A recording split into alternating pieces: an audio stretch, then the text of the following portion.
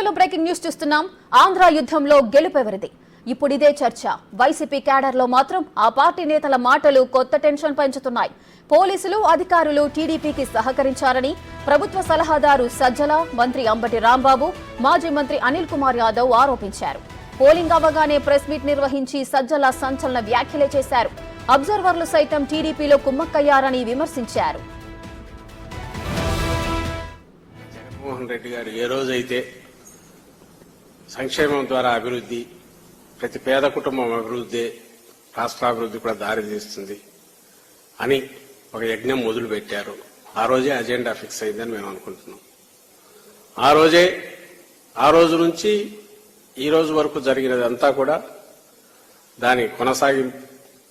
ప్రజలు అదే నిజమైన ప్రజాస్వామ్యంలో అజెండాగా ఉండాలని కూడా భావించారని కూడా ఈ గతంలో కూడా తెలుస్తున్నది. అదే మేము చెప్తూ వచ్చాం.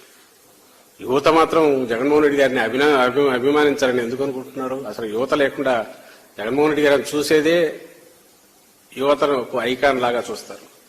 వాళ్ళందరూ ఆయనకే వేశారని అనుకుంటే అనుకోవచ్చు. అంతా జూన్ 4కు తెలిసిపోతుంది కదా. అందరూ ఎందుకు? మాకు అనిపించింది మేము చెప్పాము.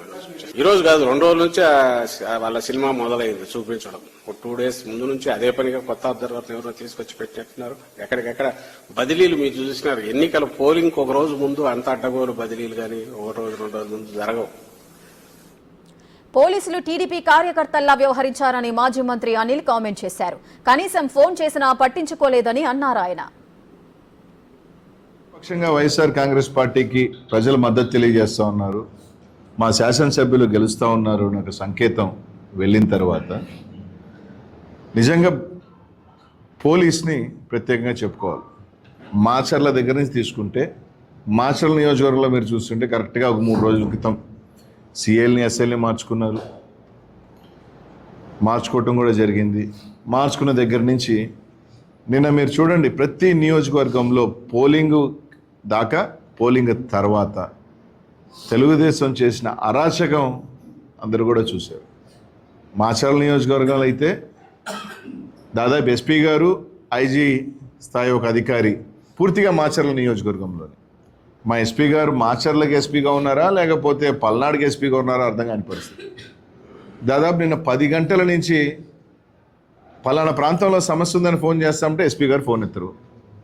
డిఎస్పీ గారు అయితే కంప్లీట్ పొద్దున్న 8 గంటల నుంచి ఫోన్లు ఎత్తే పనే లేదు. కలెక్టర్ గారు అప్పుడప్పుడు ఫోన్లు ఎత్తడం, అరాగురా స్పందించడం జరిగింది. ఈరోజు బాగా మీరు గమనిస్తే ఏదైతే తెలుగుదేశం పార్టీ గట్టిగా ఉన్న ప్రాంతాలలో అంతా అసలు పోలీసే లేదు. 3000 ఓట్లు ఉన్న దగ్గర ఒక్క police, single men. YSR Congress party గట్టిగా ఉన్న దగ్గరలా తీసుకుంటే ఒక బెటాలియన్. ఓట్లు వేయనీయకుండా తెలుగుదేశం పార్టీ వాళ్ళు రచ్చ చేస్తూ ఉంటే చెదరగొట్టే ప్రయత్నం. అక్కడ మాత్రం యథేచ్ఛగా మీరు ఓట్లు వేసుకోండి, ఫోన్ చేసి చెప్తే సార్ పంపిస్తాం సార్, మెన్ లేదు. పోలీసులు పూర్తి పక్షపాతంతో వ్యవహరించారని మంత్రి అంబటి ఆరోపించారు. అసలు తాము ప్రభుత్వంలో ఉన్నామో లేదో అర్థం కాలేదంటూ ఆవేదన వ్యక్తం చేశారు. వాళ్ళ తెలుగుదేశం వాళ్ళు తన్నులు తిన్నారు కొన్ని చోట్ల, వైసీపీ వాళ్ళు తలకాయలు పగిలాయి. వైసీపీ వాళ్ళు ఫోన్లు చేసి అయ్యా మా ఊర్లో కొడుతున్నారు, మా పోలింగ్ బూత్ను ఆక్రమించుకున్నారు, దౌర్జన్యం చేస్తున్నారు, పోలీసులు పంపండి అంటే ఒక ప్రజాప్రతినిధిగా ఉన్నా నేను, ఒక మంత్రిగా ఇంకా ఉన్నా నేను, ఒక క్యాండిడేట్గా ఉన్నా నేను. పోలీసులు ఫోన్ చేస్తే గంటల తరబడి పోలీసులు రీచ్ కానటువంటి పరిస్థితి. మ్యాన్ పవర్ లేదా? ఎందుకు రీచ్ కాలేదు? తలకాయలు పగిలిపోయి వాళ్ళు కొట్టుకొని అలిసిపోయిన తర్వాత పోలీసు వారు వెళ్ళారు సినిమాల్లో వెళ్ళినట్టుగా. ఏమిటి దుర్మార్గం ఉంటున్నా? After fail of police. నేను రాష్ట్రంలో ఫెయిల్ అయ్యారు, మరి ముఖ్యంగా పలనాడు ప్రాంతంలో ఆఫ్టర్ ఫెయిల్యూర్ పోలీసు యంత్రాంగం అంతా కూడా లా అండ్ ఆర్డర్ కాపాడటంలో పూర్తిగా విఫలమయ్యారు. ఇది నిస్సందేహం. పూర్తిగా ఫెయిల్ అయ్యారా? నాకు కూడా అనుమానం వస్తుంది. ఫెయిల్ అయ్యారా లేక తెలుగుదేశంతో కొల్లుడయ్యారా ఏమిటి? ప్రభుత్వ సలహాదారు, ఎమ్మెల్యేగా పోటీ చేసిన మంత్రి, ఎంపీ అభ్యర్థిగా బరిలోకి దిగిన మాజీ మంత్రి ఏమన్నారో విన్నారుగా.